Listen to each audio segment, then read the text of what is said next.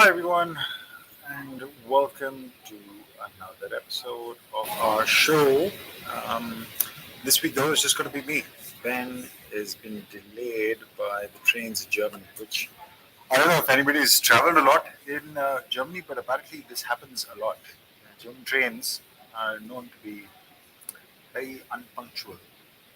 So that's what's happened. Ben, you have me for today, and I have a bunch of stories to get to. But first, tell me if you're here, tell me where you're coming from, where you're watching from. Tell me if I have any issues with my audio or video. At least I usually have Ben to correct me or tell me if there's any issues or vice versa. So if you have any problems, let me know in the chat. All right. I'm going to jump into it straight away. Let's get to our first story. We're going to start, as always, with our top funding rounds. And after last week, where we didn't have too many, this week we've got quite a few. Starting with Wellness Living. So, Wellness Living, Pushpress, Uplift, 28 by EV, Buff, bunch of companies, and there are a whole host of other companies that have raised smaller figures. But I've put the top five in the blurb and got links to the top three. We'll start with Wellness Living, which is a fitness and yoga studio software company. So cloud-based business management. So they help studios manage their operations. They're pretty reasonably well funded, and they've now raised another 46 million, which will also add. So on top of 46, there's also another additional 20 million in debt financing, bringing this total round to 66 million. Right? Wellness Living. If you haven't seen them before, pretty interesting company. All-in-one software for those for dance studios, for fitness studios, etc., etc. Yeah, 15 million plus users. So that is story number one, Wellness Living. Number two, we have a similar business called Pushpress, which is a fitness studio management software, but only focusing on fitness studios, apparently. They raised 11 million. So two companies, which are basically competition, you could say, both American companies. They raised 11 million, I should say. Altus Ventures, Market Capital, a bunch of other guys who invested in them. They've been growing pretty well. You can see what they do. It's Pushpress.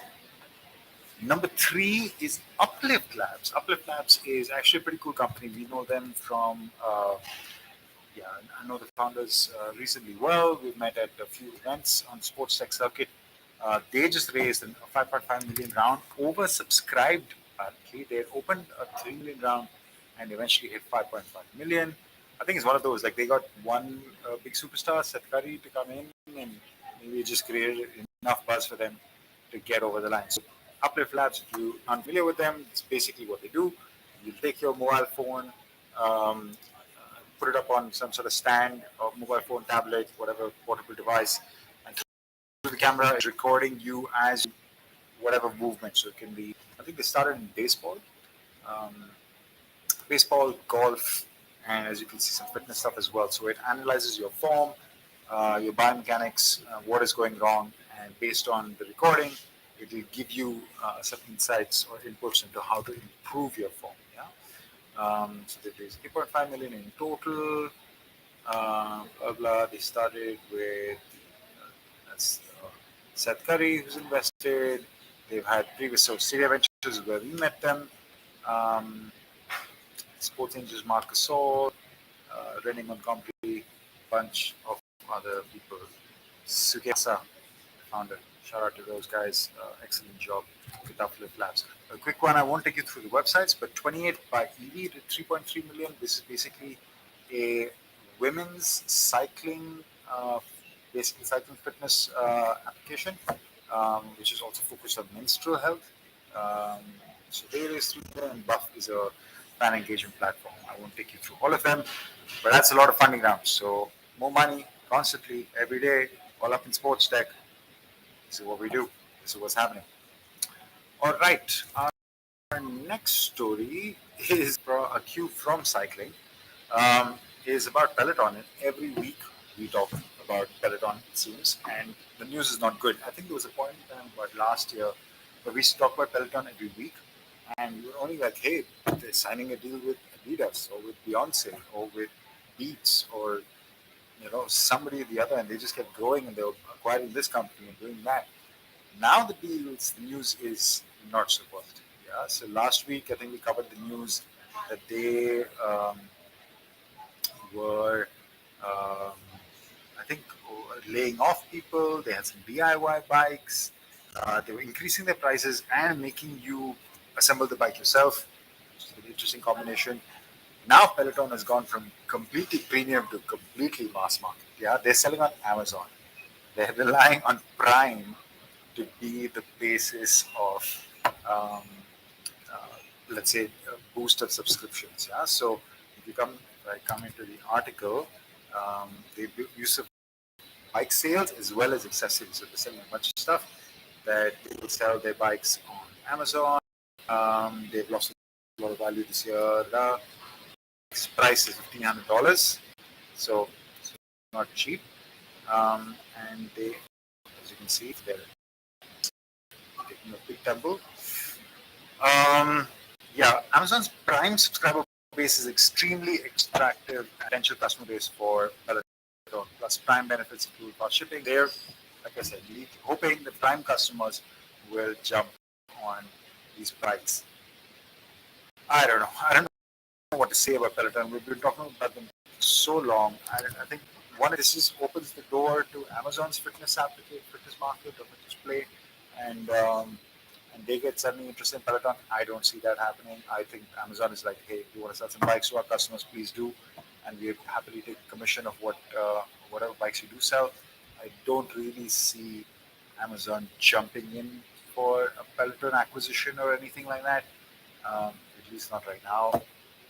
Maybe in due course, if these sales do really well, maybe that's an opportunity that they can tap. But yeah, that's the latest on Peloton, our weekly update.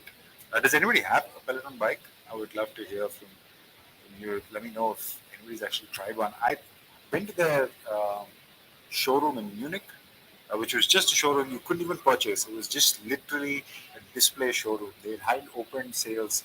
In Germany, you could book orders and stuff, but I think they had a waiting period of like 4 months. But no, I haven't actually got on a Peloton bike. Not yet, anyway. I don't see that happening anytime soon. All right, that was the Peloton update. Next up is the end up. I'm sure Ben will be very disappointed that he's missed this story. So the NFT roundup for this week, actually quite a few things happening. So first up was the NFL All Day launch, which is the NFL's version of the NBA Top Shot, right? Now, All Day has been running for, I think, more than 6 months already. But all of that was a launch. Earlier this, that is 5-7 days ago, the NFL officially the All Day platform powered by Labs. Today we welcome fans worldwide, blah blah blah, and they had some big drops that were available.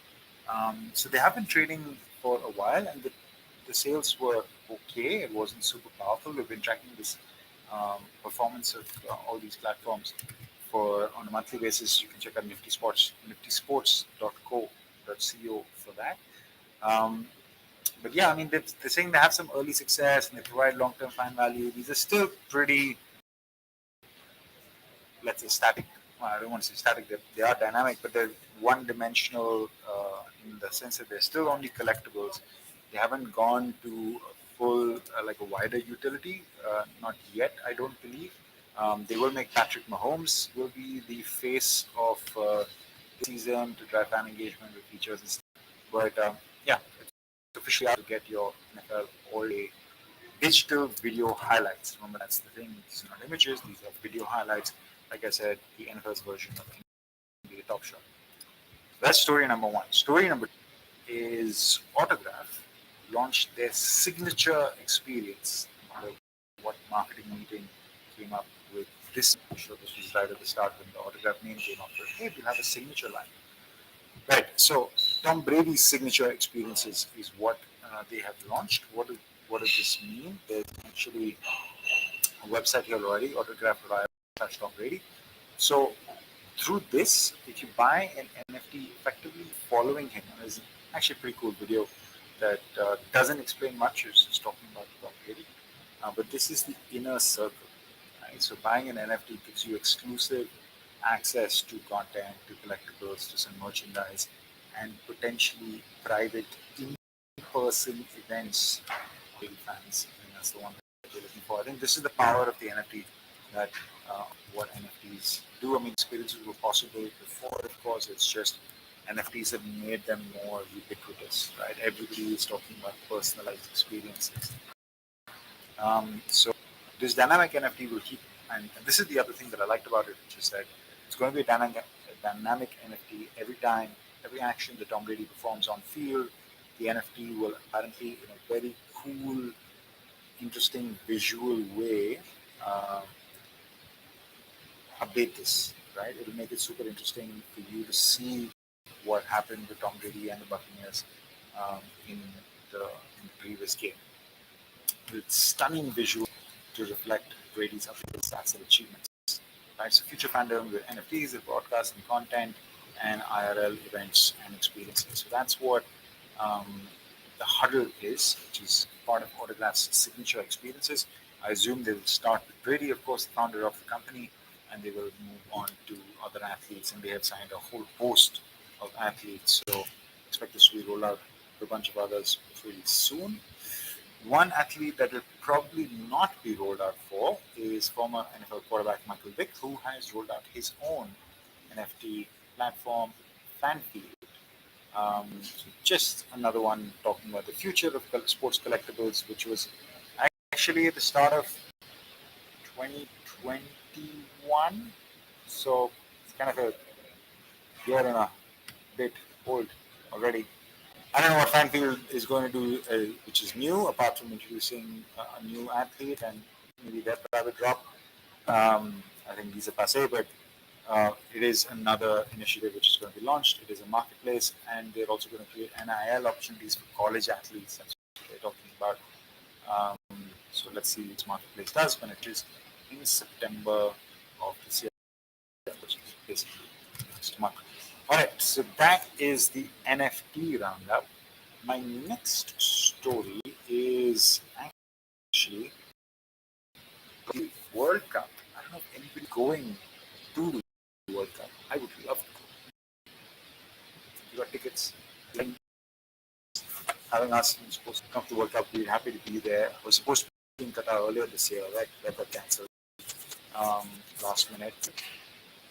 Maybe we'll get a chance to be at the World Cup to check out what of the art security. And this ground control that Qatar is talking about. I mean, this is obviously this is a PR article, right? This is presenting themselves as, oh my wing, all these amazing things. This looks like a NASA mission command center. It's what the article compares it to, with temperature control or ability to control the temperature, the gates, 15,000 cameras across 8 stadiums, all of which is stuff that you think maybe is already by default, but apparently not. This is going to be a state-of-the-art experience. We'll be able to monitor all the stadiums from one single command center, which is actually pretty cool. I mean, it's difficult to do in other places. This is like all of these. There were 7 venues, I think, that were built for the world. Excuse me. Yeah, spent billions of dollars in 7 new stadiums, and also improving the existing one national stadium that they have. And they're all pretty close. So they only set between them. So can you imagine? It could get pretty crazy. There also have been quite a few videos and articles on how fans will commute and stay at the World Cup, and the lack of hotels and the lack of general facilities and stuff. But those are problems that hopefully they will solve in time. But I digress. But all these are super close to each other, so there is some benefit to it, which is in the security side. So there is one command center where they monitor everything that's happening. There's also going to be continuous surveillance of all public areas, apparently. So if you're planning to go to Qatar and do something naughty in public, think again. I hope you weren't already. Why would you? But yeah, there are going to be cameras and drones and omnipresent CCTV cameras in the Aspire Center, well, in general, but the Aspire Center and the Command Center, they give access to all that data, eyes and ears of all the stadiums at the same time. If any happens in any one stadium, they have precautionary measures that they can roll out all simultaneously, right? Um, exactly. All the cameras, you can put content into video screens and corridors for any scenario. You can communicate. You can give alerts. You can send information. You can gather information. It all sounds pretty high tech. What I like is the last line of the article. What you see is the new standard and new trend in venue operations. This is a vision from the Qatar World of Sport. What you see here is the future of stadium operations. Abdul Rahim says. Now, like the opportunity that Qatar presents, I don't think you're ever going to have a World Cup again where the entire tournament is in a 70-kilometer area.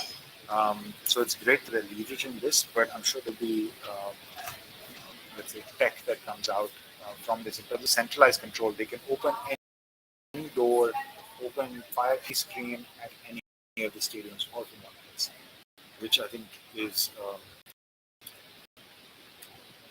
novel, innovative way to manage operations. We're seeing centralization in a lot of industries, broadcasting especially, where we've seen this trend for a few years now, where broadcast teams are very rarely local. Everything is managed by one center operation in one place. You see VAR do it with Stockley Park, for example, in the Premier League is one place where all cameras feed back to. So it could even happen across geographies, can happen across longer distances.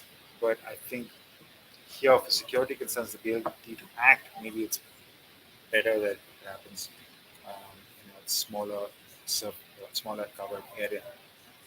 All right, that is my Qatar story. My last story of the week, again, is Ben's favorite, but one that what highlight NFTs. And this is not exactly just NFT. This is more virtual merchandise.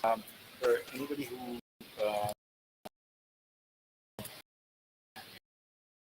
hasn't seen this already, article, Nike had purchased Artifact, which was a company that delivered NFTs and basically digital products, right? So they did this in the December of 2021. Now, as a result of the Artifact acquisition, he launched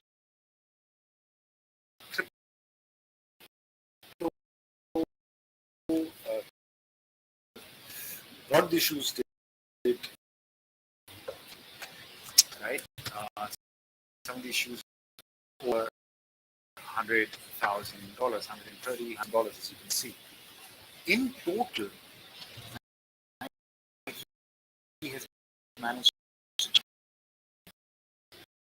far greater than what Adidas promised with their initial NFT launch with their digital merch, which was 23 million on the figure on the second one.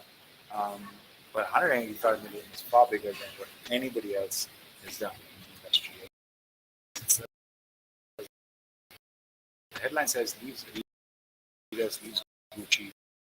So 185 million was Guru. Gamana 25 million. Gucci is only 11.5 million from digital merchandise. So there's no cost to manufacturer. There's cost to a designer and maybe market distribution a bit, much lower than of course physical product.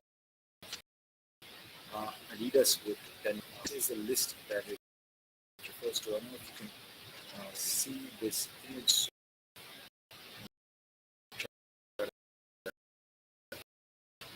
Up all the sales from the various companies. If you can see on that list, number one position, $93 million in primary sales, $92 million in royalties, which is built on $1.2 billion secondary volumes. There's so much trading that's happening of Nike shoes. There are 20,000 shoes, and there were 67,000 transactions. So there's a decent volume of secondary trading. Dolce & Gabbana, see the primary sale was 1 million, and the secondary royalties that they run is 2 million on a secondary. With Nike, there's 90 million that they earn in royalties, which equals their primary sales. So, in case you're not aware with this, which I don't know, there's no reason for you not to be, but I'll quickly sum it up. The primary sale is the first drop of the NFT. The royalties refers to every time any other transaction, the buyer of the NFT sells it further, Nike gets a small cut. That is the royalty. 5%, can be 10%. I haven't seen this contract, so I don't know how much it is exactly. So 90%, 92 million is the royalty from a secondary sale of 2 billion, so say 7.5%, something like that. You go further down the list with Nike, Dolce & Gabbana, Tiffany, which was a recent launch, Gucci, Adidas, Budweiser Time, the Australian Open, I think is what AOA is. There've been some pretty cool companies with us. But the list is such a huge difference. Second place is 25, and in 10th place is just 1.1 million. Yeah, I think Lacoste we did okay, a million of virtual merch in virtual models, but nothing compared to the 185 million that Nike did. And I think this is a trend that we'll see continuing. We'll see a lot more companies get on the bandwagon of Nike, of virtual merchandise, either through acquisition. I think that was the smartest thing that they did, was they hired a really good company and a really good team. Artifact had done some great work with great credibility in the NFT space. They jumped on it right at the start, and the results are there for everyone to see. All right, that is all I use today. Well, I've been rambling on and on and on. Joking. It's always great fun chatting with him. But that is the end of our episode today. Nice and tight, under 25 minutes. As always, if you enjoyed listening to me or to us, drop us a like, give us a comment, let us know what you think. I am buzzing, which I didn't get a chance to talk to Ben about the Manchester United result of Liverpool last week. That's big transfer news has followed. Let's see what happens there. But other than that, hope your sports team is treating you well. And we'll be back next week with the both of us, one of us, to take you through the latest sports tech news then. All right, guys. See you next Thursday. Ciao.